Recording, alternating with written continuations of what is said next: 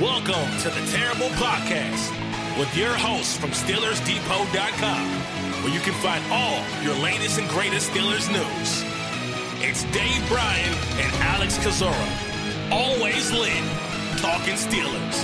And now, here's Dave and Alex.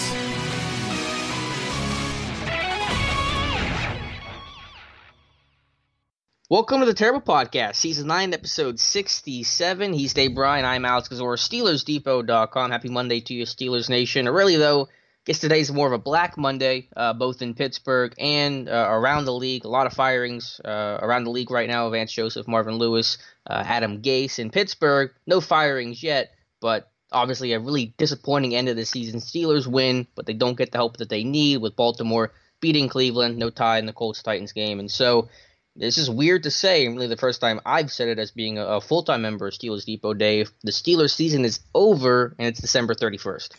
Yeah, it's not something that we're used to, for sure. And, we went into Sunday yesterday knowing the possibility that the season could end by Sunday night if the Steelers did not get the help that they needed. They had to help themselves first, which they did. And I'm not sure how much we're going to cover what happened. We will recap the game some, but that obviously isn't the big story right now. And a season that, there's no two ways about it. This is as disappointing of a season that the Steelers have had since. Oh, Lord. The last time they missed the playoffs? Yeah, maybe. Look, we both had questions about how this defense would be this season, especially in key games against teams like the Chargers and teams like the Patriots and teams like the Saints. But overall, coming out of training camp, we had a good feel about the offense and all, and look, there's no two ways about it. This should have been a playoff team, no two ways about it, and they're not, and they did not win. You got to win the games that you're supposed to win, and yes, it is the NFL, and yes, any given Sunday, and yes, I'm not a believer in NFL trap games. I never will be. No one will ever convince me that that's a thing. But even so, this is a team under Mike Tomlin that has struggled to beat teams that they should beat, and especially on the road. And that reared its ugly head once again this season, and they're not in the playoffs, because of that. For me, what it comes down to, and there's a lot of factors, but it's kind of threefold. One, too many turnovers on offense. Two, not enough turnovers defensively. And three, and 1 and 2, impact number 3, you don't win close games. And again, I need to pull up the whole stats from, I think, 2014 to 2017, but they were very good and over that span of winning close games, one-possession games. This year, I think the graphic yesterday showed, I think they're 3-4-1 now this year, I want to say, in one-possession games, or games decided by 5 points or less. That's the big factor. Can you close out games in the past? This team's been able to do so this year, if the numbers kind of finally caught up to them. And that, to me, is the biggest difference in why this went from a potential Super Bowl team we thought before the year started to now a team sitting at home with everybody else. Well, yesterday against the Bengals marked the 5th game this season that the Steelers defense failed to register a single turnover, and it marked the 12th game this season that the offense or some fashion of it, they have turned the football over. So we talked, in the last 7 games now, I guess it is, they have a negative 10. Is that right? Turnover ratio in the last 7 games. They finish obviously negative 11 in the turnover ratio for the season, and I believe 10 of that has come in the last 7 games. And obviously in the last 7 games, the Steelers went, what did they go, 3-4? They lost 4 of the last 6. Hold on here. 2-4. Yeah, but what have they been in the last? 3, 4, 5. They pulled out a late win against Jacksonville, so that was a win. Right. So they went Me 3-4 in their last 7 games, and during that span have had a turnover differential of -10. Yeah. So as we talked about Friday, it's not all just because of the first Cleveland game where they were -5 that skewed the number. They got back to almost 0, I think, after the first several weeks of the season, and then the back half of the year it tanked again. So that's been a huge that's just one aspect of why they are now at home. I mean, it's obviously not the only one, but and that a byproduct of that we talked about the other day was just poor starting offensive field position. I mean, it's no wonder Ben Roethlisberger had a career high in passing yards this year. He needed every ounce of them because of the long fields that they were traveling this year, and then him throwing a lot of his picks this year. At least 4 of the what did he have? 16 in total this year. At least 4 of those were red zone ones. A couple of them, the one against Denver obviously cost you a win there. That's another aspect of it. People want instant this and that is the reason type things. There's so many layers to this thing. No, I don't think. I mean, people wanted to ask me right away. Not having Le'Veon Bell this year, was not having Le'Veon Bell one of the main reasons why the Steelers are not in the playoffs? And I don't think it is. No. Me neither. I think you could say that it didn't help them, that there was a factor to it. But as I said a couple weeks ago, when I think back on the 2018 season and all the reasons for why it didn't play out like you thought it would, Le'Veon Bell is far from the top of the list there. I agree. And when you let me tell you, I was trying to do this last night, a quick mental exercise. When I think back at the 2018 season, what immediately jumps to mind, and I think the turnover ratio is first and foremost. Second is the tie to start the season. I mean, how do you tie a team that's whatever they were, 1 and whatever, and then you turn around and look. I don't think any of us thought the Kansas City Chiefs game would be a gimme, but I certainly didn't think Mahomes would be lapping them, like he did. I mean, you want to talk about getting a defense exposed early in the season, he did it. I don't think any onus, and I think I said this at the time, or anything. I don't think any big deal should be made about the 6-game winning streak the team went on in the middle of the season. It was nice to beat Matt Ryan and the Falcons, but you did so at home. They were kind of a depleted team by the time they got to Pittsburgh anyway. It was kind of clear 4 or 5 games into the season they weren't going to be the team that several of us thought they would be on top of. So, that 6-game winning streak, none of us are going to remember that 4 years from now, But what we are going to remember are the losses to the Denver Broncos on the road, the loss to the Oakland Raiders on the road, and how that loss happened with Ben not getting reinserted into the game. Will we remember 4 years ago that they beat the Patriots? Probably not. But maybe because it might be the only time they beat the Patriots. If I told you before the season started that the Steelers were going to beat the Patriots in 2018, you would probably guarantee me they're in the playoffs, wouldn't you? Yeah, I'd have lost a lot of money. I'd be homeless right now, Dave. And look, I mean, the game against the Saints was close. Bad calls. I see a lot of people too trying to put this back on the referees, and yeah, there were bad calls this year. Yes. Mm-hmm. It's not why they're at home right now. I think you could sum this season up with the phrase close but no cigar. With the Saints game, the Chargers game, Denver game, Cleveland games, Chiefs game, all games that were very close, that were certainly winnable for Pittsburgh. And I know that you mentioned, obviously the turnover ratio isn't the only factor, but to me it really is one of the biggest factors, maybe the biggest factor for why this team's staying at home, because I think it's so tough to go, minus 10 the back half of the year. What were they for the year? Minus 13? I forget the number. Minus 11? Minus 11? Minus 11. I'm sure there are very, very few teams that go minus 11 in a year and make the playoffs. I'll have to check the stat on that. But I think if you have a defining number for this year, it's minus 11 in turnover ratio because, again, offense turned the ball over too much. Defense didn't create near enough big plays. 15 turnovers forced by the defense. You have to go all the way back to give me a guess. Give me a guess. When is the last time they had 15 or fewer takeaways?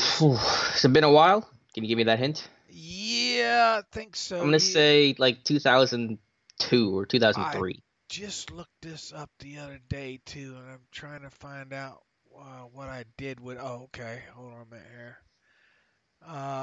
Takeaways. Let's see. I know it wasn't in the last few years. What'd you say? 2003? Yeah, I'll go 2003. Let's start with 2000. No, 2000 they had plenty of takeaways. What's it like to have 35 takeaways in this? It'd be nice. While you're researching that, I have to pull up the stat again because I looked at it a couple weeks ago. But the Steelers had 50 sacks this year, 51 sacks, whatever the number was. I think they're the first team in NFL history since sacks were recorded in 82 to have at least 50 sacks in a year, but fewer than 20 takeaways in a year. Because usually you think sacks get pressure, create turnovers. First team in NFL history to not even get 20 with 50 sacks. That is something. And I put something on Twitter, and I think it'll be a part of maybe a good discussion. Maybe we can have it now. Yeah, I'm trying to find out when the last time. I'm not seeing it here. As far as I just had all this data pulled up the other day. I get so much data pulled and aggregated at one time that I lose track of it all. 2010, I know that wasn't it. They had 35 takeaways that year. 2011, they had. There it is. 2011, I had 15 of them. Wow. When was the last time they had fewer than 15? Any idea? Oh, geez. I'd have to go on. It's going to take – I'd have to look that up. Look, that's a big part of it, and what we're just talking about, sacks. Sacks aren't everything, are they? Apparently not this year. Usually you thought that they would correlate to turnovers, but not so much this year for whatever reason. And another thing I wanted to kind of look at some point during the offseason is how many sacks actually failed to kill drives. Mm-hmm. I wonder how many of those sacks were drives allowed to continue and ultimately end up in points. Because look, yesterday against Cincinnati, we saw Cincinnati finally have to punt from inside their 20. That was only like the 11th or 12th time this season the Steelers have forced a punt from that deep in their own territory there. And sacks are not everything. I mean, they look good, but if you're not you need turnovers to go along with those sacks. You just can't get the sacks. And look, Rooney a couple of years ago said we got to do a better job of getting after the quarterback, getting the quarterback on the ground. Well, to Keith Butler's credit, they have done that, but they're not. It's not enough. Sacks are not enough, and we need to try to do better job, during the offseason of analyzing the true value of a sack, versus a true, and how it correlates into turnovers and all like that. Obviously, well, I think it usually does, though. Wouldn't you agree? No? That sacks usually equate to turnovers. Yes, I think teams that have high sack numbers generally have high turnover numbers. Well, yeah, I mean, you would think. Well, I think the value's there. I just think there's just another issue for Pittsburgh. All right, then where are the turnovers? No, I know. Well, I said generally it correlates, Right. not always. It should, and that speaks to a secondary that just can't capitalize and make big plays, and guys that just can't finish. And I pull up the numbers, and I'm doing this live, so hopefully this is all accurate. But according to Pro Football Reference, in the Steelers' history, at least since maybe the merger, this is tied for the fewest takeaways a defense has ever had in the season, 2018 and 2011. So they've never had a season with fewer than 15 takeaways. So this is an all-time low for this franchise. All right, and that make, I mean, and that's 2011 was what I just told you, right? So Yep. Now here's the other thing. I know people get tired of me harping on this adjusted net yards per passing attempt, but sacks are part of that number. And even with 52 on the season, the Steelers end the regular season with a 6.3 adjusted net yards per passing attempt. That's higher than it was last year. Okay, that's not a great sign. I mean, it's just not. And look, here's another thing I was going to try to delve into this offseason as well.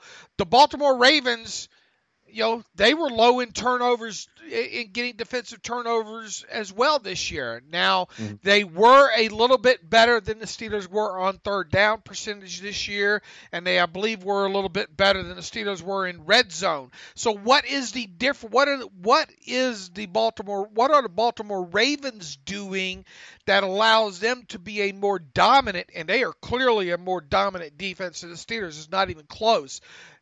And they're not getting turnovers. Now they got a key one last night. Yeah, they are just have better personnel and better coaching. That's what it comes down to for me. All right, but statistically, why isn't it showing? It shows up, and it shows up in the yards is where it shows up. In the passing yards and yards per attempt and all, because adjusted net yards per passing attempt is that it's a passing related stat. So they are doing a better job, and I bet if you drill down, they're doing a better job did a better job on second downs. How many times have we seen the Steelers just not get to third down defensively? I mentioned that a couple weeks ago that they were allowing the highest clip in the NFL on like 2nd and 10 plus of converting those to first down. So the Steelers were making plays. They weren't doing it consistently enough in situations where they should be thriving. So you have what you have here today, which is an average defense.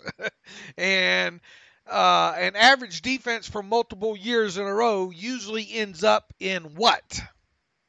An average defense? Yeah. Where we're at now? Well, I mean, basically, I'm giving you a segue into one of the posts you did this morning. Oh, with Mr. Keith Butler. Yeah. I know I've kind of teased my thoughts with Keith Butler, and I wanted to let the season play out because I think that's the fair and prudent thing to do. But obviously, it's been a very frustrating season with Butler on a lot of levels, really throughout his entire tenure. And I think now is the time to make a change. And I don't do that lightly. I've never really called for a coach to be outright fired before. What it boils down to, and I wrote about it in the post, which you can read on Steelers Depot, is that simply I don't trust Butler to put his players in position to succeed, to make the right play call in a big moment, to have the right game plan overall. He has strengths. He's had good moments against the Patriots. I think his split schemes are good. I think he's been a really strong linebackers coach, but I don't think he's the right guy for it anymore, and I think this team needs to make a change. He does not communicate. He does not communicate well with his players. For years now, we've talked about communication issues and all like that. We've got to do a better job coaching. Well, that time is over there. Also, this is a younger man's. This isn't the same NFL. This isn't a lot of Butler's key principles and cores obviously come from Dick LeBeau, okay? Don't give up the big play, stop the run. All those sound good when you rattle them off years ago when you're winning and you're getting the turnovers and you have big man, you have the your base Okie out there for 60% of the plays and stuff like that. That isn't how the NFL's played these these days. So merely blitzing, the word Blitzburg should be done away with. It's not all about being Blitzburg now, and especially, God, Alex, you go back to that game just a few weeks ago against New Orleans. Breeze knew when they were coming. A couple of times you can hear him on audio, left 2-8. He knew when Hilton was coming. Right. How many sacks did Hilton have off the edge this year? One. After having, the element of surprise was gone this year. Mm-hmm. You have to scheme better. Man, you just look at, we talked about this several times during the year about how well some of these other Minnesota is one of them, I think, and definitely the Ravens, of how well they do at disguising what they're doing defensively. Right. And I think some of that is because of the lack of talent and the new faces, and when you have a young safety in there, I think that limits you, and I think as the year went on, they were able to disguise a little bit better, and I think Butler has been relatively innovative. I think he's tried a lot of different stuff, so I don't necessarily say that he's not part of this era that can't work anymore.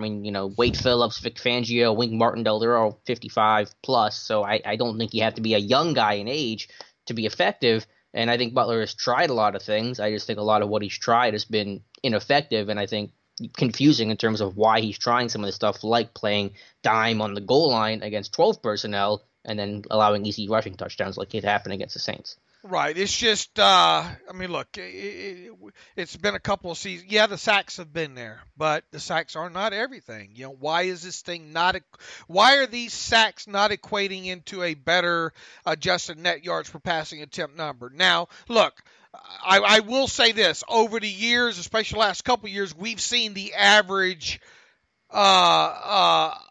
adjusted net yards per passing attempt number rise this year.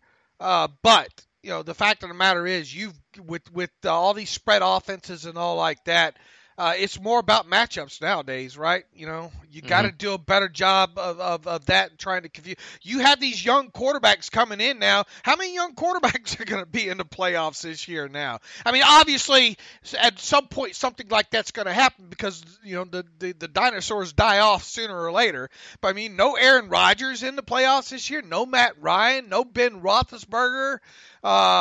Help me out. Who else? Who else is it going to be in this? There was a really interesting tweet. I don't know if this was the origin of it, but NFL Update. No Eli Manning? Go ahead. Right. Well, it said the top 6 highest paid quarterbacks this year are not in the playoffs. Rodgers, Ryan, Cousins, Garoppolo's hurt, obviously, Stafford, and Carr. So top 6 highest paid quarterbacks aren't in the playoffs. Obviously, Ben, Eli, as you mentioned, not making it either. So it is teams with rookie quarterbacks, younger quarterbacks that are cheaper, cheaper to build a roster around, that are driving the bus right now. All right. I guess in a nutshell, I agree with you. I think Butler should be gone. It's too early for us to sit here and name candidates. Yeah, Bowles. Yeah, Vance Joseph. Even though Greg Williams, I don't think what the Steelers would think about. Look, they all have potty mouths, right? Greg Williams probably doesn't have the best resume, if you will, as far as the whole Bounty Gate thing and that kind of thing. But make no mistake about it, Greg Williams can coach up a defense. There are several names we could probably start throwing out there already, and yes, they would probably be some that Mike Tomlin should be able to look into, but I think there's going to be plenty of time for that. They haven't even fired Keith Butler yet. That might take a few days or weeks to happen, right? The Steelers usually don't rush right into this. When did we learn last year that Todd Haley's contract wasn't going to be renewed? I'm not sure. Hopefully sooner than later, because I think you got to make a move as other teams start assembling their staff. Let me try to find it for Haley. A couple January of weeks. 17th. January 17th. And when did so that was right? Oh yeah, when they get bounced from the playoffs. That was shortly after. Okay, so a week and a half or so. If that. Let me check to see when the Jacksonville game was. It was within days, I think. I think Ben had his interview on a Tuesday, and then by Wednesday Haley was out. I think it's kind of how it went. Let me look. They got bounced on January 14th, so it was 3 days after, which I think would be the timeline you need to do with Butler or any other coaching changes. All right. Who would be your first suggestion? To replace Butler? Right. I haven't even thought about that. I mean, you could do the names you just mentioned, throw in Marvin Lewis. I'll wait for a firing to happen because I'm not going to, no offense, not going to spend time looking up names, and that doesn't happen, and I've just wasted a lot of time, so I'll wait for it to occur because it's no guarantee. But I think it needs to happen. I think it will happen, so maybe I'll get your opinion there. What coaching changes do you think should, and what coaching changes do you think will happen this offseason? I really think, look, Kevin Green's about to come open up a job. You've been on Kevin Green for a couple of years now. Right. I mean, he's with the changes going on in New York. I mean, Kevin Green might be out, right? Yeah, that's true. All right, so now you let him get away from you once. He's got some experience in there. Why not bring Kevin Green in to coach up these outside lines? Joey Porter, to me, I don't think he adds value. So let me ask you this: in terms of what will happen, will Keith Butler get fired? I think he will. Will Joey Porter get fired? I think he will. Any other defensive coaching changes? Do you see that? I mean, would you really go one and done with Bradley? I don't know, but we don't get to see. Sure. We don't get to see or hear from him much. We don't know what's happening. You know what level of influence he has to know. Right. You know, to peel back the onion or the layers to know what he is or isn't maybe doing there, how much of it maybe he's, from further up with scheme and all like that. So it's too early, I think, to pull out the rug from underneath Bradley's feet. But in the same aspect, I was surprised he was the choice. So I would not be surprised. But short of saying I think Butler and Porter will be gone, that's about how deep I can get right there. With Jerry Olszewski, I mean, does he need to go? I thought the inside linebackers, for what they had to work with, were okay. Here's my guess, and this is just a guess, and as you mentioned, trying to talk about position coaches is really tough. I mean, talking about just coaches and coordinators is difficult enough, but to get into the guys you don't really see their full impact because their impact happens during the week. I think Butler goes. I'm pretty confident in that. I think Butler is gone. I think Porter stays. Now, I know that's going to be an unpopular decision and thought. I'm not saying I want that to happen. I just think Porter stays. I think Olszewski is gone. I think that's where they make a change. So I think Butler and Olszewski end up getting the axe. Okay. And beyond that, I mean, we just throwing darts. Well, I think everyone else stays, unless James Daniel, the tight ends coach, retires. I think that's the only other one that could happen, or if Munchak were to leave and get a head coaching job. Speaking of which, and you wrote this. I should say that, yeah. Before we got on, the Broncos are evidently requesting to interview Mike Munchak for their head coaching vacancy. Look, I mean, make no mistake about it. Nobody wants Mike Munchak to leave, and he did, however, turn down. Or pull his name out of the hat of the Arizona job. So we'll see. I mean, to me, he doesn't have a lot to work with, I don't think, over there in Denver. I mean, how bad does he want to be? How bad does he want to be a head coach again? And would he even be the best candidate for the job? And I'm not sure that he would be, to be honest with you. I think this is the Broncos doing their due diligence, and we'll obviously see how this thing plays out. But if I were to guess and have to bet right now, I would say Mike Munchak does not get that job. It's tough. It depends who else they bring in. I think there's real interest there. And according to what Alex Marvez from Fox Sports, or Sirius XM, I should say, told me that the Browns are also expected to be interested in Mike Munchak. Now, I know that they've been tied to Mike McCarthy plenty, but Cleveland could be interesting for him if they're serious about it, because I know Munchak's reason for turning down another interview with Arizona last year was that he wanted to stay close to home with his family, all that. If he gets a chance in Cleveland, 2 hours from Pittsburgh, that might be enough to sway him. All right, so we'll definitely be interested to see how that plays out. All right, let's have a prayer meeting about Danny Smith. Dave, there's no prayer meeting. It's Danny Smith forever. You know the drill. Blocking a punt here and there it's fine. I mean, it's look. Roosevelt Nix almost had, you know what?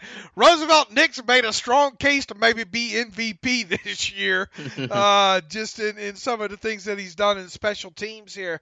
I don't think it's enough. We talked about starting field position being a bugaboo this year. The return teams overall statistically just not good enough. And at some point, and look, I'm the worst at being able to draw up scheme with special teams. It's not cutting all the special teams penalties. I think I would not be surprised if they go a different direction other than Danny Smith as well.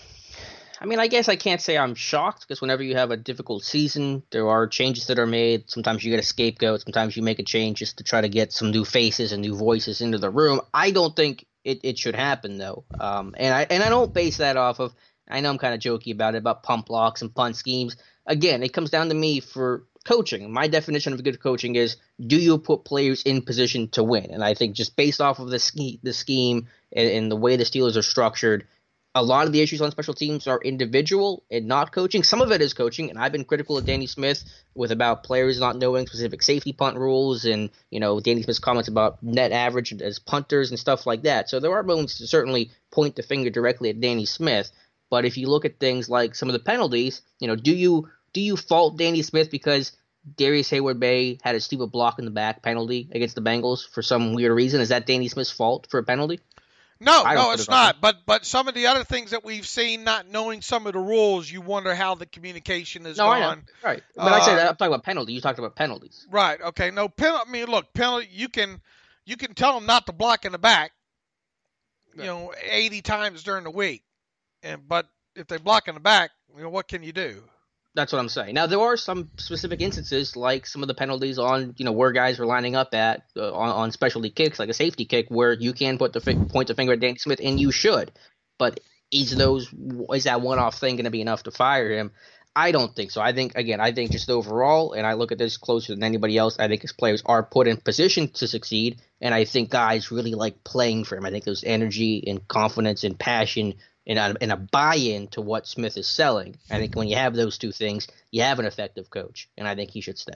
All right, let's go to the big guy now, Mike Tomlin. Obviously a very, I don't know, where would you rank this in? And I think Matthew posed the question in one of his South Side morning questions that he does every morning here. Where is 2018 – is 2018 biggest letdown of Tomlin era? I mean, that's a big question. It's easy to think about it now in the moment. So I would lean towards saying yes, considering where this team was at 7-2-1. It's not like the 8-8 seasons where you start 0-4 and you just kind of realize, okay, the season's not going to work out. There was real hope and real thought, more than midway through the year where you thought this team was going to be not only a playoff team, playoff certainty, but a number one seed kind of contender. So my answer would be yes, but I also say that knowing that it's easy to say yes in the moment. Sure, it's recency bias in there. But look, this team did not have injuries. It had injuries, but it didn't have injuries. You take a good look at it, folks, because I'm not sure how lucky they're going to be like that when the next time they're going to be as lucky as that goes as far as injuries there. Geez, I can only remember maybe 8 times having to write up a post during a game, of somebody going down injured or whatnot. So, they're really lucky there. And once again, you look at how this team was positioned going into the final 5 games, 6 games, if you will. And, you lose to the Broncos, you lose to the Raiders, you give up a big lead to the Chargers. Yeah, it is one of the biggest collapse, whatever you want to call it. But the fact of the matter is, they did not finish with a losing season. I know people say, "Oh, here we go," pointing to the winning seasons. The city of Pittsburgh's not measured by winning seasons; they're measured by championships. makes for a nice bumper sticker, doesn't it? But the fact of the matter is, the only one team wins the championship every year. The Steelers have been competitive every year for the most part. Obviously there were the few seasons they failed to make the playoffs. As disappointing as 9-6-1 is, I don't think it should or it will cost Mike Tomlin his job. However, I do think that 2019 really becomes a questionable year for Mike Tomlin. Especially with the talent that this team has on the offensive side of the football, especially with all the draft picks that have been dedicated to the defensive side of the football. So yeah, I think this is a key 2019 would be a key year, but I don't think you should or they will make a change. Now, obviously, I'm not the one, for those of you that don't like that answer, be glad, take solace in the fact that I don't make the decisions with the team here. But I think this man's owed at least one more shot here. I think it's fair to say that his seat will be very warm in 2019. I think it's fair to say that he deserves blame for the failures of 2018. I think it's also fair to say that he deserves his chance to right this ship the way that he did after those back-to-back 8 and 8 years, and he turned things around. So I think that's my mindset, and I think that if you want to talk about Mike McCarthy and guys like that getting fired, well, McCarthy had 2 bad years in a row that got him canned. So I'm with you, Dave, that if 2019 goes south, then you have a very serious conversation. But it usually takes 2 years. Even Ben Joseph had 2 years of poor coaching, poor records before they made the change. So that's where I'm at, that it's not going to happen in 2018, that it should not happen in 2018. 2019, though, will be a very big season for him and the team. And like I said on the other podcast the other day, the only way I think that I see any change at the head coach position happening would be indeed if you went the way of Mike Munchak, because I want Ben talked about this last night too, and look, like it or not, you better keep your quarterback happy, right? Mm-hmm. I mean, Yep. we saw the whole Todd Haley. Ben wasn't happy with Todd Haley. He might have been for the first 6 weeks, out on the golf course, but and we knew sooner or later that was going to sour. Yeah. And it did. Did it last a year longer than maybe it should have? Probably, but we could see that coming to an end. The question now becomes, look, we talked about Mike McCarthy and how he rubbed Aaron Rodgers wrong, and probably how that Ben probably is not on the best. Doesn't have the best relationship with Mike Munchak, but I'm not Mike Munchak, Mike Tomlin. But I think they have a level of trust and communication there overall, and I think Ben's fine. I don't think Ben wants any outsider coming in at this point, right? Mm-hmm. Yeah, I would classify it as a good relationship between Ben and Tomlin. I mean, how do you think Ben would like a new chief coming in right now? Yeah, it wouldn't be the best thing. That's why they had Randy Fichtner become the OC, promote from within. But again, I mean, in 2019, could you make a change? Yes. But I don't not make a move or make a move just solely based off of Ben. It may be a factor, but I just know as long as that relationship is good, then you can work with it. It's not like McCarthy and Rodgers where that relationship was fractured, and if your quarterback and head coach relationship is poor, it's hard to keep everything together, and so that's a big reason for the change there. And what happened in Green Bay isn't what is happening in Pittsburgh. I guess what I'm saying is if they were to make a change with Tomlin right now, I would expect it to be a change to Mike Munchak. Okay, that's fair. Would you agree? Not so emphatically as you are, maybe, but I think with head coach, sometimes you have to really look at outside options. Obviously, that's how you got Mike Tomlin, because what was it going to be like? Russ Grimm was going to be the guy, and then they found Tomlin, and they decided to go with Tomlin, and it proved to be the right decision. So I would be careful saying, with that much emphasis that Munchak would be the guy, but I don't expect the move to be made. I think Tomlin will be the head coach in 2019. I do as well, and a lot of people aren't going to like that. But Yep. that's kind of the fact of the matter there. All right, where do you want to go now? Let's talk about the game a little bit, and then we'll get to some reader emails to close out the show. Mike Munchak, he's actually a little bit younger than what I thought he was. Anyways, he's 50. He's 58. So I'm only 50. That's a young man. Yeah, 58's the new 48, right? I kind of for some reason maybe thought he's like 64, 65 or something. But all right, go ahead.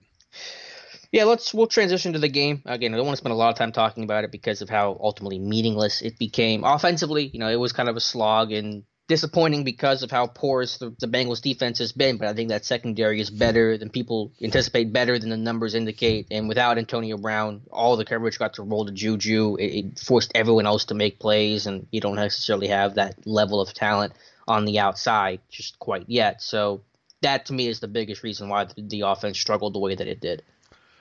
Let you know how big a role, how big having Antonio Brown is, doesn't it? Yep, sure does. And it makes you see where maybe if you had to go 4 or 5 games with Juju as your number one, what did we look?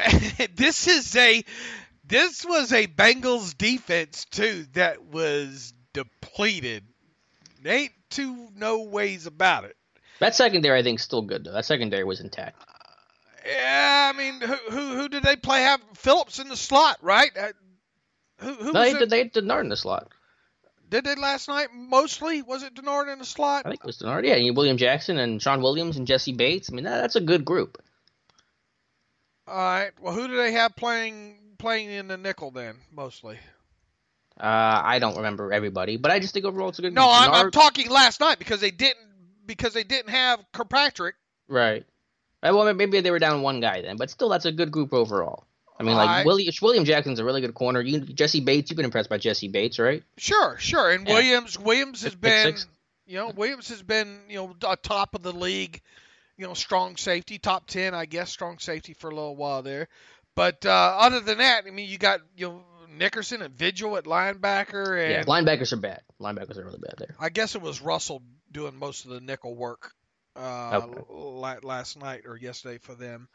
But anyway, that's still a defense that they should have been able to work on a little bit, in my opinion. Yes. And they didn't. They had a lot of problems. They had some penalties last night or yesterday. The offensive line, first blush, didn't look like they had the best game. Did you feel like, I know Ben said he didn't feel like it was this way, but the energy definitely seemed low on both sides of the football coming out. I don't know if that was scoreboard watching or just the fatigue of the season, but it felt like the energy was really low. It felt like the whole game was just awful. I mean, it really was. And you add to the fact that I'm trying to watch 2 games at one time. Mm-hmm. And there's not a lot going on with the Steelers were sleepwalking, the entire first half there, really the whole game, but really so in the first half there. Luckily, they were facing a Bengals offense that was just, couldn't convert, couldn't sustain drives, just like the Steelers could. If they played, I don't know if that's the Raiders that they're playing yesterday, they'd probably lose that game. But since Cincinnati could not capitalize with their offense and they lost, you want to talk about an offense that was already down A.J. Green and Tyler Boyd, and then they lose Cody Core in there. I mean, look at the wide receivers they were left with. Erickson, John Ross, who fast as a blazing, but he can't hold on to the football, I don't think. We're starting to see that with him. He's more of a catch and run kind of thing, and maybe try to get you up over the top. You got a quarterback in Driscoll that probably is more of a third stringer than he is a second stringer. They lost a left tackle. They lost Cordy Glenn during the game. They lost Glenn, and they had Andre Smith back over there at left tackle. Replaced the right guard. They benched the right guard, Redmond. Wow, and you only win the game by 3 points. I mean, no kudos to Keith Butler for holding them without a touchdown, because you dadgum right you better hold them to no touchdowns in that game based on what they were going against. It looked like the offense was sleepwalking through this thing. Juju had at least one drop. in this game. What else? What are two? Am I missing another drop here?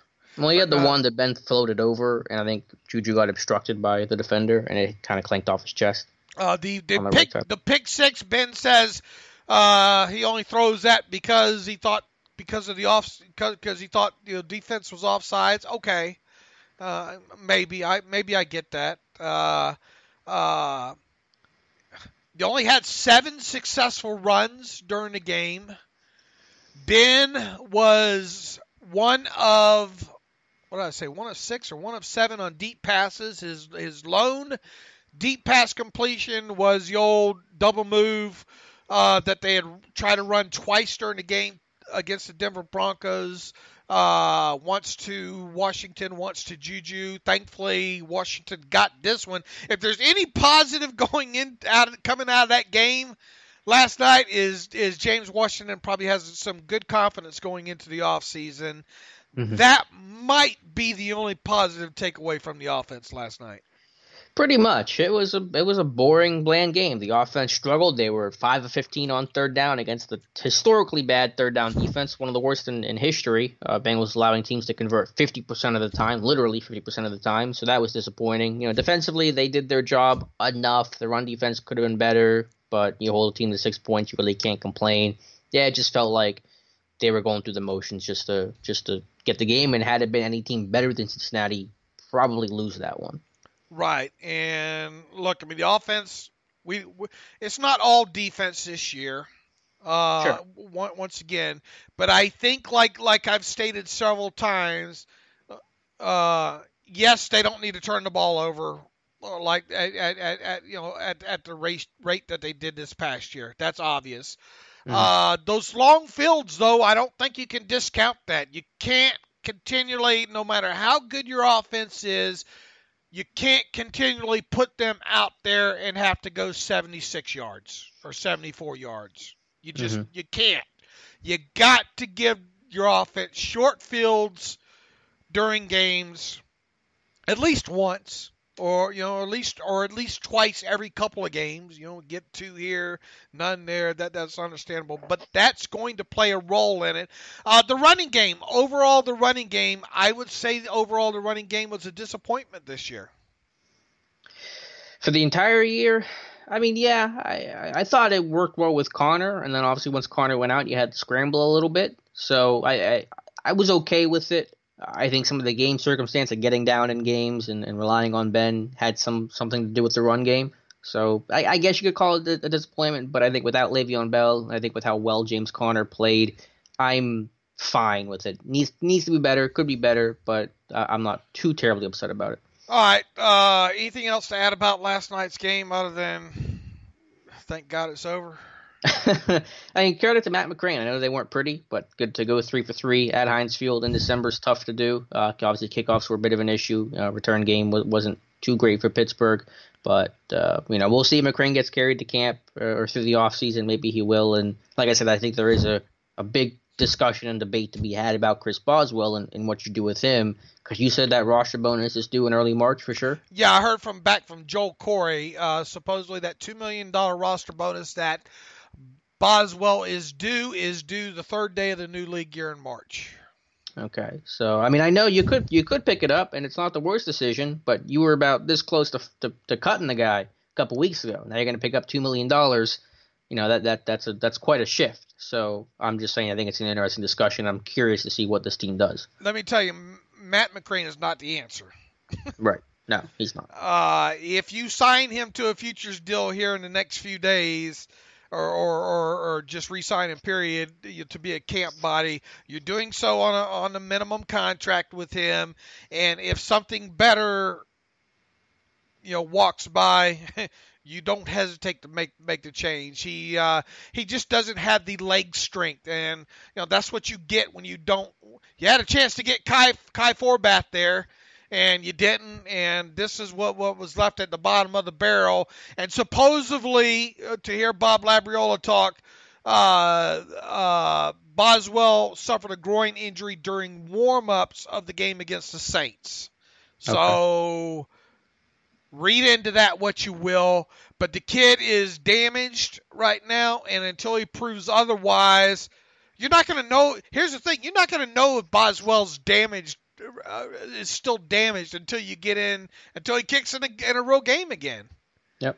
I mean, I don't care what he does during training camp and preseason and all like that, because it don't count. You're not. So do you pick up that option? Look, I would have cut bait. Like I said, I would have cut bait with him. I know you always say that. You never answer my question. Are you going to pick up the roster bonus in March? No, I'd cut bait with him. No, Do you bring him back on another deal, or are you done with him entirely? Well, I mean, if you what are you going to do? Cut him and turn around and re-sign him? I'm just asking. You can say no. No. Okay. No. I mean, if he's out there for if you no if you gotta no I mean, no I think you're trying to convince yourself, not me. No, the only thing is, look, I know what it's like to have a damaged psyche. Yeah. You never get over it. All right. I worry, and I've always said this when it comes to kickers on this show and all, that they're weird animals, man. They are weird animals. Give me an animal that's got the right amount of legs and toes on it, Matt McCrane got the game ball yesterday, which I think kind of sums up this game as a whole, and is also probably an idea of let's never remember this game happened. Let's give it to the kicker who's not going to be here in 2019, because this is the one you want to forget. All right, that's enough about the game for now. Yep. Before we get to some reader emails, Dave, I think that's how you want to close out the show. You want to tell us about our friends at MyBookie? Yeah, people got plenty of time to sit back now and watch these games. By the way, look, I mean, props to the Baltimore Ravens, right? I mean, heck of a team. This is a team that midway through the season, I thought they were done for, and when they turned it over to Lamar Jackson there, I thought, the defense is okay there. Is that going to be enough? But they showed, and props to Jim Harbaugh, they showed they could win non-conventionally with what they did at quarterback. I mean, they're compiling 200-something rushing yards a game and holding on, playing keep away, and they're able to overcome the mistakes that Lamar Jackson has made through this growing process. Now, will that brand of football be able to, can they sustain that? We'll see. I mean, and boy, is it going to be a good to see a rematch right out of the chute between the Chargers and the Ravens here in the playoffs. That should be fun to watch. But ahead of that, bowl season's here and it's starting to wind down. Going to start winding down or resuming back today. Bowl season's here. It's time to get in on the action with MyBookie. Don't be that guy or gal with no rooting interest as your relatives or friends sit around watching the game. Not this year when there are a record 41 bowl games to bet on, including the national championship on January 7th. It really is the most wonderful time of the year, unless you're a Steelers fan right now. Make sure you're ready for the daily action by signing up at mybookie.ag today. They pay fast when you win. Ownership really cares about good customer service. And they offer the craziest props around. Where you bet is just as important as who you're betting on. And if you want to make money during the bowl season, you got to go to mybookie.ag. I trust them, but you don't have to take my word for it. Check them out for yourself. If you join now, MyBookie will offer you a 50% bonus to make sure you have a nice little bankroll for the bowl season. Use promo code TERRIBLE when you deposit to activate the offer. That's promo code TERRIBLE at MyBookie. You play, you win, you get paid. Well, Dave, looks like, just to recap the Black Monday before we get to the reader emails, we got Steve Wilkes officially out in Arizona, Adam Gase out in Miami, Marvin Lewis in Cincinnati, finally. Marvin Lewis is gone. What else do we have? Todd Bowles of the Jets, Dirk Cutter last night was fired by the Bucks. Obviously the Browns, Packers looking for new head coaches, and Vance Joseph in Denver. So that's where we're at right now. That's a bunch of changes, but probably, let's see, that's 4. What's that, 9 now? Are we at? I think we're at 8. 4, 5, 6, 8 right now, it looks like.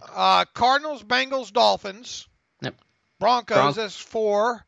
Yep. Jets, Buccaneers, Packers, and Browns. That's 9, right? Or is that 8? Got math. No, it's 8. Okay, all right. I didn't. Yeah.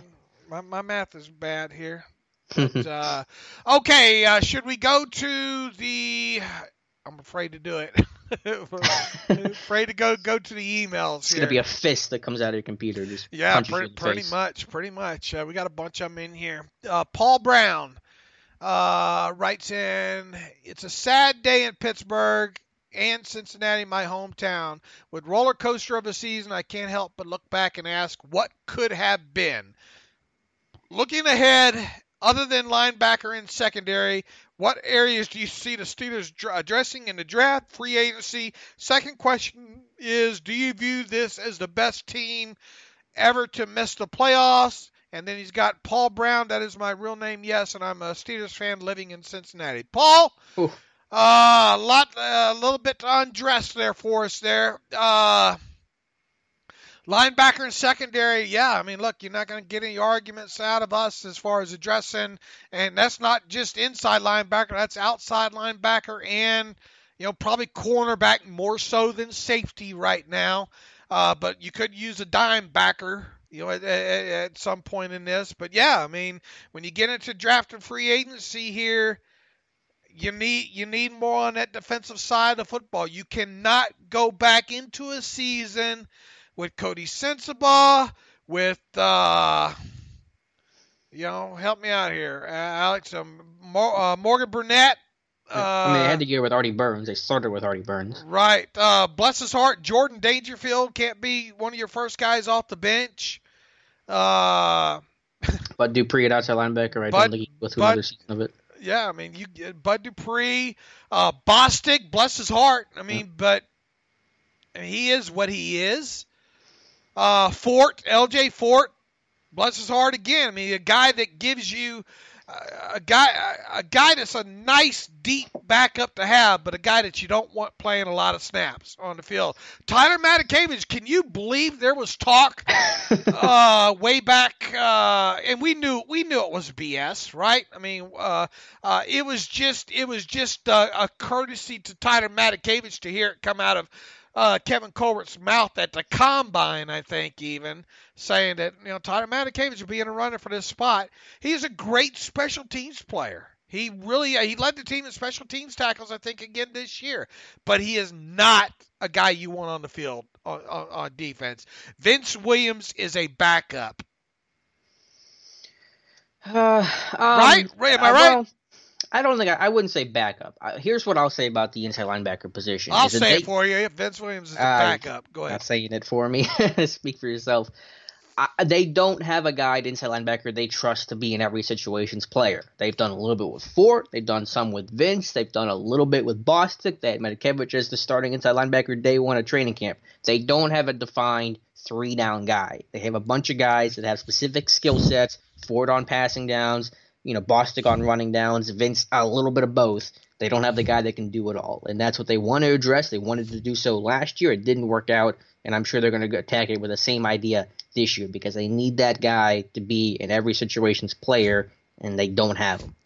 As far as your second question, Paul, goes, do you view this as the best team to ever miss plays? I don't want to get into ranking and all like that. But look, I'm surprised they're not in the playoffs. So, yeah, me too. So take that however you want to take it. This team should be in the playoffs this year, and they're not. From Todd, first and foremost, thanks for your coverage of the Steelers' amazing job going into 2018 season. Do you feel that we came close to addressing our defense's issues? Signing an average at best linebacker Bostic, an injury-prone safety Burnett, and reaching for a safety with the first-round pick, and proceed to go heavy on defensive packages when that's our weakest group. I just don't get it. Please help me out. I don't know where the question there is, or if it's more of a statement there, but I think, Todd, I think it's pretty much kind of the stuff that we covered here already. Yeah, they were typical Kevin Colbert signings, though, right? Yep. Bostic and Burnett. Not surprising. I mean, if you go with typical signings, you're probably going to get typical results. And did Bostic play bad? No. He's just limited. He just limited. Burnett played better later, but that wasn't enough. Am I right? He played better later. Right, but I don't trust him to stay healthy. Right, I don't trust him to stay healthy, and he jumping that what we think of him jumping that route against the Saints. That was a veteran move that shouldn't have happened there. Do they still complete that 3rd and 20 pass? Probably, but you'd like to see him drop in and get a little bit more depth in there. So.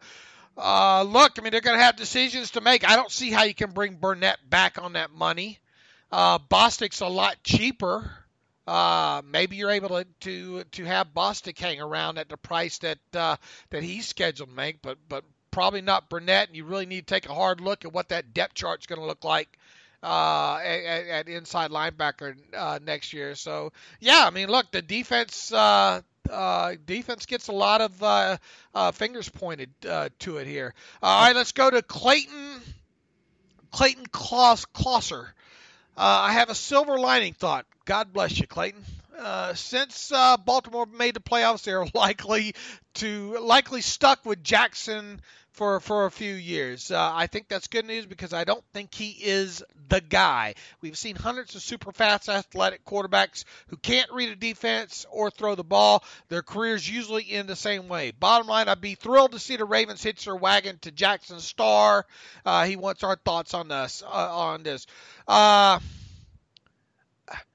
I'll tell you this, Lamar Jackson's got a lot more to prove as a passer. And as soon as defenses, you hear Ben talk about this almost every year.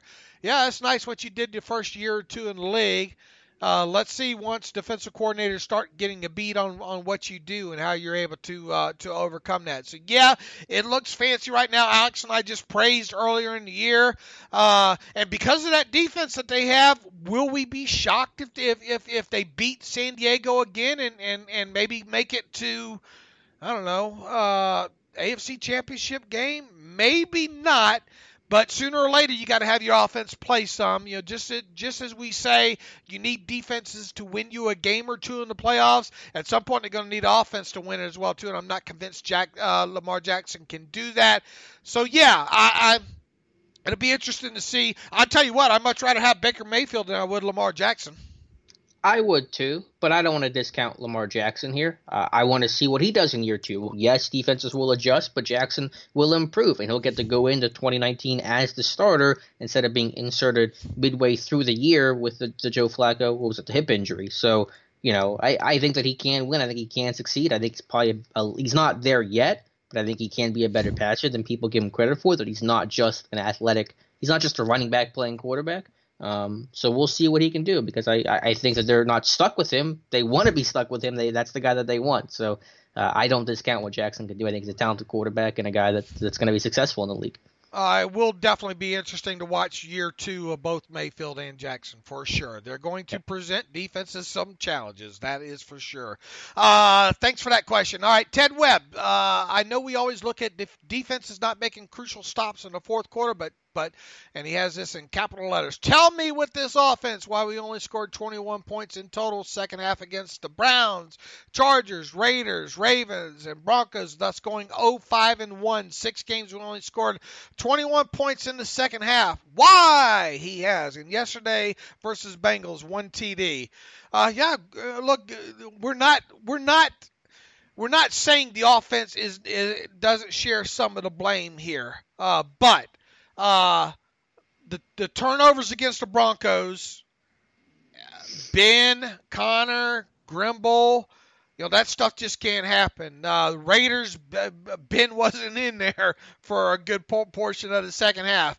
The Chargers, yeah, I mean, they need to do a better job in second half of the game against the Browns. I assume he's talking about the tie against the Browns, being he has the 0-5-1 record in there. And then, Ted, I hate to keep going back to this, but field position too. A defense can make your offense better, and an offense can make your defense better. If you put the hammer down with your offense and get out to a 13 or a 14-0 lead, it sure makes making defensive play calls a little bit easier, especially if opposing offensive coordinators panic in those situations and get out of their game plan. So I'm a firm believer that offense and defense goes hand to hand. And yes, you are right in saying that the offense didn't completely hold up their end of the bargain this year, but they still moved the football quite extensively. They still were great when they got into red zone. The thing I think that you would like to see is those turnovers come down. Yep, the offense limited their own potential by turning the football over, by not being able to finish some plays they needed to finish, and they have to get better too. Adam Bendis writes in, "Hi, Dave. The Steelers seem to have talent on defensive ball skills during training camp. In fact, it looked like they were set at cornerback. Now they look like they have nothing. Looking back at 2018, what do you think were predictions you got right about this team and predictions you got wrong?" Well, we both thought they were going to be a playoff team, so we were wrong there. I was right in the aspect of wondering after that 5 or 6 game run what this defense, not being convinced that this defense was where it should, what the stats and the scoreboard were saying it should be. I was right there. I don't think either one of us came out of training camp thinking, man, this is going to be a top 10 defense, right, Alex? No, but I think it's funny to think back about all the turnovers they created in camp. They had more interceptions in camp than, really ever before. And then how poorly that translated, the lack of a correlation between the two. So, yeah, I got a lot of stuff right and wrong, and I don't remember some of that stuff too well. You guys probably remember it better for myself than I do. But the biggest thing I remember writing, I'm trying to find the article, but I can't right now, is that right before the draft, I wrote an article that said, who are the playmakers for the Steelers defense? They need to find playmakers in this draft because they don't have them on the current roster. They didn't really do that. They didn't have playmakers, and to me that's one of the biggest reasons why this defense and why this team struggled, because they didn't have the guy that in a big moment could make that impact play, that change the momentum, change field position, change the game. They didn't have that guy replacing Shazier, and they got to find that guy. They got to find him this offseason. And they need to find 2 of them.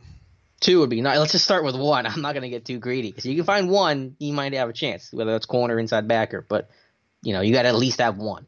Let's focus. I'm sure at this point of the season right now, with all the misery, I think people would most like to hear about our predictions we got wrong. So I will say this. I thought James Washington was going to have a bigger impact than he did during his rookie season.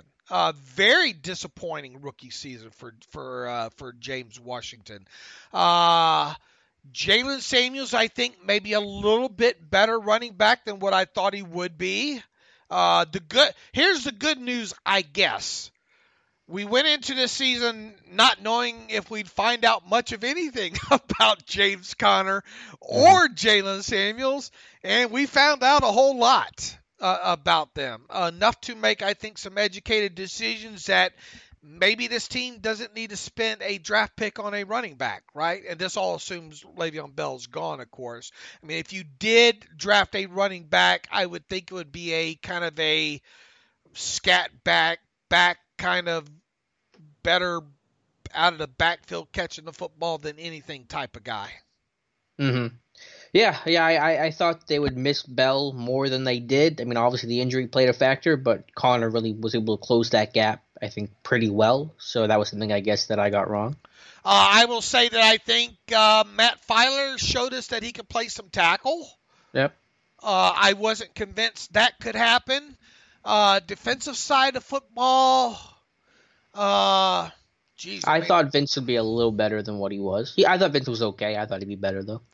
I thought Burnett was going to be a good enough signing, and that obviously was very wrong. I thought Burnett would be a little bit better, would do a little bit better than what he did.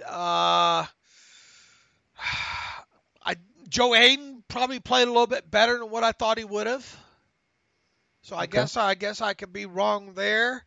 What else? Where else were we wrong? I think it's Boswell, I guess, but that was anyone, would have thought Boswell would have been fine this year.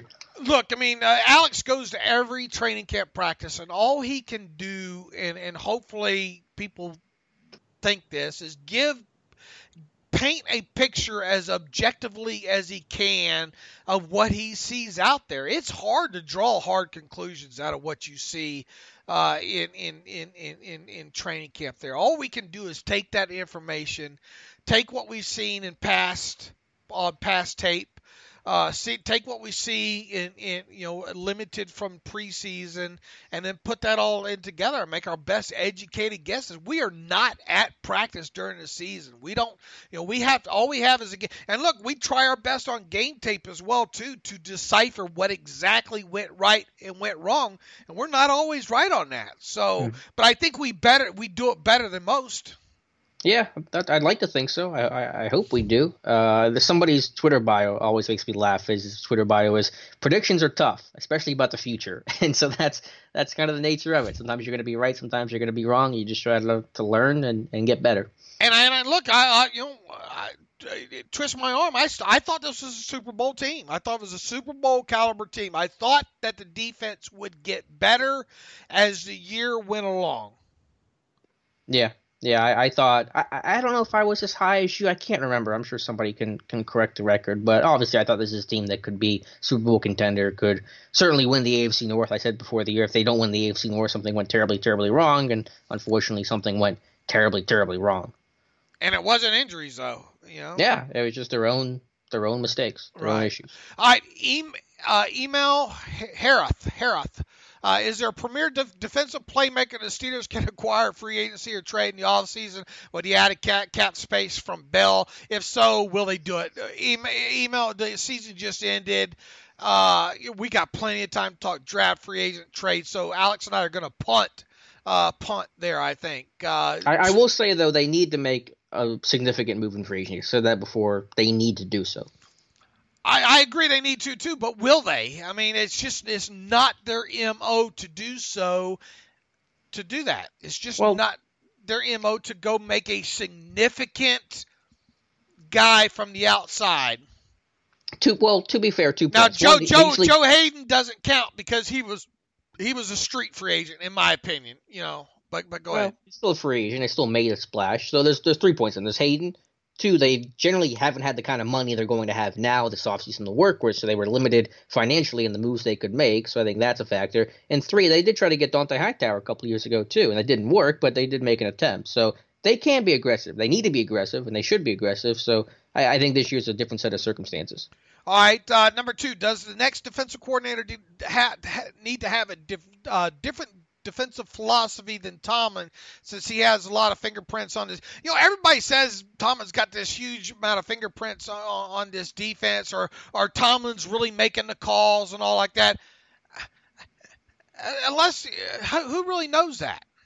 Yeah, I've gotten a lot of that. I've checked some of the comments on my Keith Butler article today. I mean, obviously Tomlin has an influence, and I'm sure it's increased over time. That's probably another reason why Butler needs to go, is because he's going to be lost a little bit of that. But you still see him on Sunday, on game day. Who's calling the plays? Who has the play call sheet? It's Keith Butler. So, yes, Tomlin has a hand in it. And, yes, if you want to blame him for some of the defensive woes, especially from an evaluation standpoint, a talent standpoint, put that on Tomlin, not Butler. That's fine. But at the end of the day, based on what's happening on Sunday with Butler's involvement, he's the one coming up with the game plan. He's the one that's putting players in position to succeed or fail, and he's the one calling the plays. And so that's why I point the finger at Butler more so than Tomlin. And throwing out the phrase different defensive philosophy, I mean, the philosophy is all to say, scheme, maybe he meant to say scheme there. The thing is you need to be able to handle mismatches better. Yeah, you need to have to be able to adjust because good offensive coordinators will be able to take advantage of something they see in the first half and use it against you in the second half.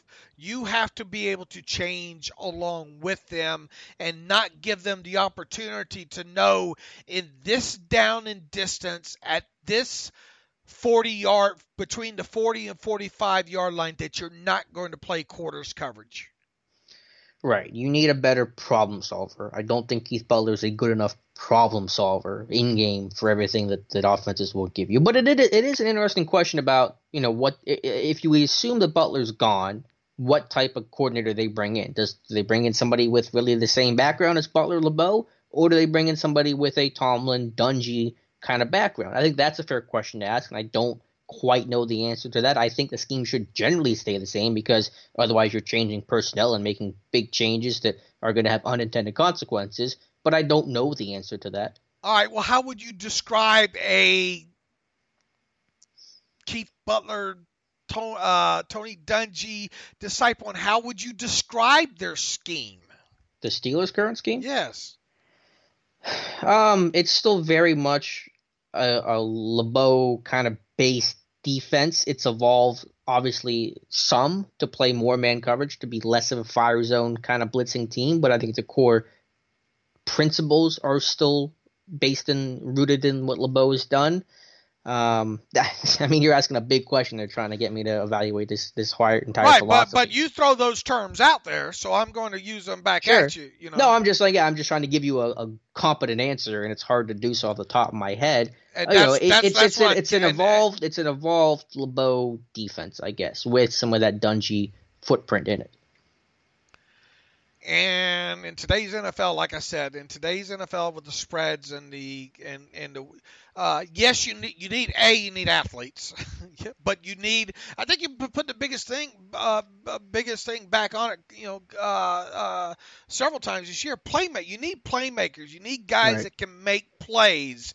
The scheme can work, Dave. You see in Chicago, they're running it, a variation of it. In Baltimore, they're definitely running kind of a fire zone, blitz heavy, what Wink Martindale's doing. So I don't think it's the scheme that can't work. I think it's just a personnel and coaching problem. I also think they allow that back end of that to freelance a lot more too. I think they give Weddle and Jimmy Smith and whoever else, and Jefferson back there, and make no mistake, those guys have been around a while. Right. That's why they get to do it, because they're better and they more experienced. Right. They give them a lot of autonomy there. Yeah. There goes that word again. But you see what I'm saying, though, and that's, like it or not, that's one of the things that Troy Polamalu made him so special, was his autonomy, I think, that, that he was given there. So you have to be able to change on a moment's notice and mid-play, You need more football IQ, I think, on this team. That's fair. Yeah, you need a lot. You need a lot on this team. But athleticism and playmakers is part of it there. Well, I think they have some athleticism. I think it's probably been too much of a focus on athleticism. They need to put the focus on guys that with better ball skills and guys that can finish plays. Right, and it goes back to something I said. Enough of the spark scores and grades out good on the Wonderlic and the humanitarian award test. Right, the hearts and smarts, maybe it's ball skills and whatever rhymes with ball skills. Right. You might have to mix an asshole or two in there. Well, it didn't rhyme, but point taken. Yeah. But you see where I'm going with that. Do I want a Marcus Peters on a team? Is your locker room strong enough to overcome that? Well, he got run out of a couple places, and he's probably going to get run out of LA as well too, right? Because you have to draw the line somewhere when it comes to this. But I think maybe they're drawing it a little bit too close to the Catholic schoolboys. You know what I'm saying? I was a Catholic schoolboy. Then maybe. Okay, you were a Catholic schoolboy? Oh, absolutely. How long did that last for? Oh, yeah, all of it. All of it. Grade school and high school. Yeah. How many times did you get hit with a ruler? Oh, too many I care to count. I was one of the few, however, that in high school was allowed to actually go to the dean's office to smoke, because they just got they got tired of my dad and my old man said, I can't stop him. Do you want the tuition or not? He's going to smoke. So I was able to go to dean's office and smoke. And that's something that was taboo way back when I did it. All right, we got a lot of questions to get through. If Butler, Smith, and Porter are all let go, what kind of DC should they look for? What will DC will that DC want to bring in his own staff? Email, look, we got plenty of time to worry about this, man. They haven't even made a change yet. I think we hit on a lot of that earlier in this podcast. Number 4, added Jesse James, Ramon Foster, Jordan Berry, Sensabaugh, Darius Hayward, Bay McCullers, Ridley, Burns. Who will be back? I think Burns will be back. You're not going to cut him. You're going to bring him at least to training camp. Now, are you going to pick up that 5th-year option? No. You better not. McCullers, he can be gone as far as I'm concerned. DHB now can go. Sensabaugh can go. Jordan Berry can go. If you can get Ramon Foster and Jesse James to sign very, very friendly contracts, I don't have a problem with either of those coming back. I think you do need to go out and get you another young tight end this year, and I think that spot that Grimble's holding can be filled. But if you can get Jesse James to sign on the cheap, if you can get Ramon Foster to sign on the cheap with the guaranteed money, I think those two. But the rest of them, Barry, Sensabaugh, DHB, McCullers, Ridley, I won't be surprised if they're not back. And as far as Artie Burns goes, you bring him back to let him compete to see if he can turn the corner. But you do so knowing that he might be just a special teams backup player for you. Barry and Sensabaugh, I would like back. I agree with the rest. You want Barry and Sensabaugh back? Sensabaugh for depth, yeah. I think because you want to keep a veteran guy, and just because he's depth, he's versatile. And I'm not saying he's going to make the 53, but at least the camp. And Barry, I think Barry's done well enough for what they asked him to do. If you want to bring in some competition, fine by me. But I thought he had a decent season. Mike Cox, boy, I think we're getting set up there with that name, Mike Cox. Just gonna let that one slide. Yeah, I was surprised. What's next? Mike Hunt coming? Mike, okay. Mike Hunt's gonna email us here pretty soon. Do you guys believe the team needs a major overhaul on the defensive side of the ball, starting with coordinator position coach? I think we've already hit that, Mike. Yes. Yes and yes. Kimberly, all right, we got a woman here. Maybe she'll have a sensible question here for us. Schaefer, is it possible that the fired Tomlin faction of Steelers Nation has it right? Think of all those media folks who said Landry Jones was much better backup in the NFL. Look, I still say if you have Landry Jones in that game against the Raiders, maybe you get a better outcome there. All right, so I still think maybe the right decision there was maybe to keep Landry Jones, but I mean it's spilt milk now. But much better than most backups in the NFL. He remained unemployed after the Steelers released him. Look, a lot of people are going to be settled on their backup quarterbacks. I mean, you don't just and Landry did. Bless his heart, he did land. Hey, Landry was probably the best quarterback on the Jaguars had there for a week or two. And never saw a snap there. The point being that those who would say Tomlin is a top coach has that wrong, just like Landry would quickly be picked up by another team. I don't think how you can equate the whole Tomlin and Landry Jones thing here, Kimberly, but okay.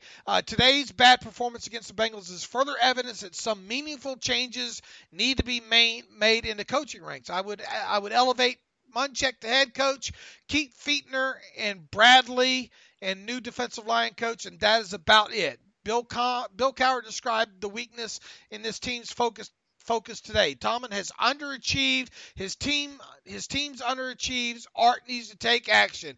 This year, from start to finish, has been a full disappointment and frustration. Do either of you see merit in terminating Tomlin? And if that's what we went through this whole question to get to this final question of do either of us see merit in terminating Tomlin, I get it if he is. Personally, I think Alex and I said earlier in the show, I think he gets one more bite at this apple. Right, that's where I'm at too. And I don't want to say, Kimberly, that just because a media guy says that he's right over a fan, that's not how it works. Fans can be right and media guys can be in the wrong. That's been proven time and time again. But just everyone understands that fan bases always go for the quarterback and the head coach. And that's the first people they talk about when anything goes wrong. And sometimes that's true, but sometimes it's also a reactionary thing based on the moment, and that's not always accurate either. Look, I mean, why if you thought for sure Joshua Dobbs was going to be your number 2 coming out of last season, then why the hell did you draft Mason Rudolph? Okay?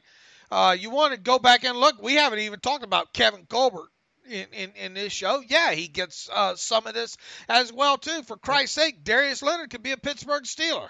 How good would that look right now? Pretty good. You know, and that's just starter. And, yeah, you could go back to how much longer could you have got Edmonds in the 3rd round where you got Mason Rudolph? We'll never know, for sure, but maybe. Why couldn't Mason Rudolph overtake Joshua Dobbs at some point during the season here? You know, and look, I'm the one that right from the get-go, people thought I was crazy that this team would draft a quarterback, and I kept saying there's smoke where there's smoke, there's fire there going on. Do I think Mason Rudolph's going to be the next great quarterback in Pittsburgh? No, I don't know the answer to that, and hopefully we got to wait a few years to find out. But on the flip side, I thought they would be better served going into this season with Landry Jones. I'll put it to you this way: I don't think Joshua Dobbs is anybody you can count on. Yeah, I mean, ideally, Mason Rudolph should be the number 2 next year, so that should make it a moot point about Dobbs versus Jones, which I haven't thought about since it happened. So I don't have a whole lot of thoughts there. Yeah, I mean, they didn't win or lose the season because of the decision with Landry Jones. I don't know. Well, it depends on how much weight you want to put into that Raiders game. But we agree that Rudolph will be the number 2 next year, or at least we'll have the chance to compete. He should be the number 2 next year. If he's not the number 2, you really made a big mistake. Yeah, good point. Good way to phrase it. You really made a big mistake. Thank you for the email, Kimberly. Ronald Bilek, free agency. He has C.J. Mosley, Jason Verrett. Man, Jason Verrett, if you could get Jason Verrett on a minimum contract just to see if he's got anything left, okay. But I'm not paying him any money. Mosley, good luck. I like Mosley. I don't think Baltimore lets him get away. Do you keep Marcus Gilbert? No. You let Marcus Gilbert go test free agency and then hope he signs a nice deal that brings back some sort of good compensatory value. Artie Burns, you keep him through training camp. Yes, at least. Yeah, I'm fine with both those. Okay, let's see. But also, if you cut Artie, I'm not going to care. Like, you can cut Artie in the offseason, and I'm not going to cry. Right, but I mean, what do you have to gain by No, cutting? I understand. I understand he might not make it, but what? I think it would just be the idea of out with the old, in with the new. Artie's not going to work. Let's not spend time trying to fix what we can't fix. Yeah, I don't think you go that drastic. Now, do you keep him with the notion that he might not make the final 53? Yes, but I don't think you run him out. That's fine. Now. Alex Hill 777 writes, do you think the front office will actually engage in free agency this year, unlike the past, because of how little time they have to win a championship? Or do you think Colbert and company will sit on their thumbs and try to rebuild the draft like usual with a potential late signing a recently cut player like Hayden? Look, I mean, there's no reason to think they're going to go out and sign a $12 million a year cornerback, right? I think they will. I know there's not a lot of history to it, but the circumstances are different, and they also have the benefit of time this year where they have a lot of time to think about free agency and get ready for it. So I think that they will sign somebody whose average yearly value will be between $7 and $11 million this year. That's quite a gap, though. Give me 8 to 10. Over 9 or more. 9 or more. 9 or more million. I'll say at least 8 or 8 and above. All right. I don't think they will. What do you think? What do you think the number will be? What will be the highest? I think it'll be around a $6 or $7 million deal. Okay. For somebody, and I don't even know who that somebody is because it doesn't look very, very, very appealing right now. I'll tell you that. I mean, we obviously have some digging to do, and somebody had wrote in who was it? The Eagles corner, the kid that tore his ACL. I don't know who you're talking about. They all got hurt in Philadelphia. Not Sidney Jones. Who was the defensive back that tore his Ronald Darby. Oh, Darby. Okay. Someone brought him up. Yeah, I mean, it's a great name, but I mean, the guy's coming off an ACL injury in November. How much are you willing to pay a guy like that? Yeah, that's tough. Roby, though, we mentioned Bradley Roby. That's interesting. Yeah, that's going to be interesting there. Look, we're running along here. Let me see if I can squeeze one more in here. LC plays. Now that this dumpster fire of the season is over, the Steelers have a couple things I believe they should do. I'd like to hear your thoughts on it. Pay Bell his money and pair him with Connor to make a running back similar to the Saints. No, thank you. Just the guy's a cancer, man. And I'm not willing to put up with that for the extra receptions that he gives you and the better pass blocking. Any thoughts on that? Yeah, it's not going to happen. And I hope they don't transition tag Bell. I know that's been reported, kind of rumored by Bell himself at some point. I just think that's a bad decision. Just ties up money and drags this thing out even more, and you don't get a comp pick. Sign Shazier as a linebackers coach. I'm going to have to disagree with you there. Just because a guy's a good player doesn't mean he's going to be a great linebackers coach. No, I'm going to disagree with you there. You agree with me? I wouldn't do it now because I don't. Shazier's not done trying to play football, so he doesn't want to be a linebackers coach. He wants to try to be a linebacker again, and I'm not going to tell him no. Drop Butler and sign Marvin Lewis. Let's see some of the other names that come out there. Look, I mean, any of these defensive head coaches that are getting dropped right now probably need to be considered for sure. Pay Bud and make him a middle linebacker. Oh, no. Lord. No, thank you, LC. No, thank you. And if Michigan does fire Harbaugh, they should fire Tomlin and pick up Harbaugh. No, thank you, LC. No, thank you. One other one, Andrew Weatherstone. Ever since the draft of Shazier, I knew it was a mistake to pass on Mosley. I think we got a little recency bias in here, Andrew. He is better all around, smarter, and is playing today, winning today. Idiotic LeBeau and his live for average Ohio State players. Hope Tomlin is fired tomorrow. Thanks for a great year. Look, would we be having the same talk about Shazier if he stayed healthy? No. I've gotten that a lot on my timeline that they should have taken Mosley because I tweeted about maybe would love to get a guy like Mosley this offseason, but Shazier was the right decision. So Andrew, I get that we're upset here, but you're coming in a little too hot, my man. Yeah, that's hot take central right there. If Shazier's not injured, I'm not sure we're having this same talk here. Okay, Alex, the Steelers. Schedules now completed. On top of that, no surprise on 11 of those teams we already knew, I think, because of the whole rotating schedule thing. Because of where they finished, they will also, you can add the Indianapolis Colts to that list of opponents and the Los Angeles Chargers to the list of that opponents.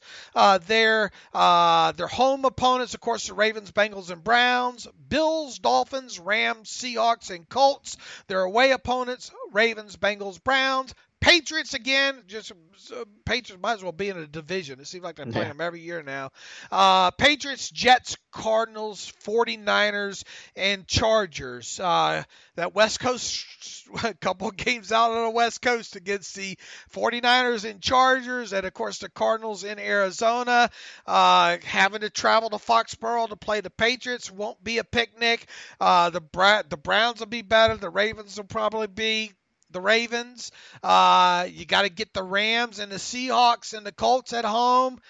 I don't know. Looking at it on paper, that looks tough. It does, but I don't worry about the schedule too much. So much is going to change right now, so I don't get too worked up about it. Steelers are also picking 20th in the draft. I think that's now been confirmed as well. 20th overall. That's the highest they picked since. Speaking of Ryan Shazier, they picked 15th overall and selected Shazier. The last time the Steelers selected 20th overall was in 1985. What year were you born, Alex? 93. Oh, Lord.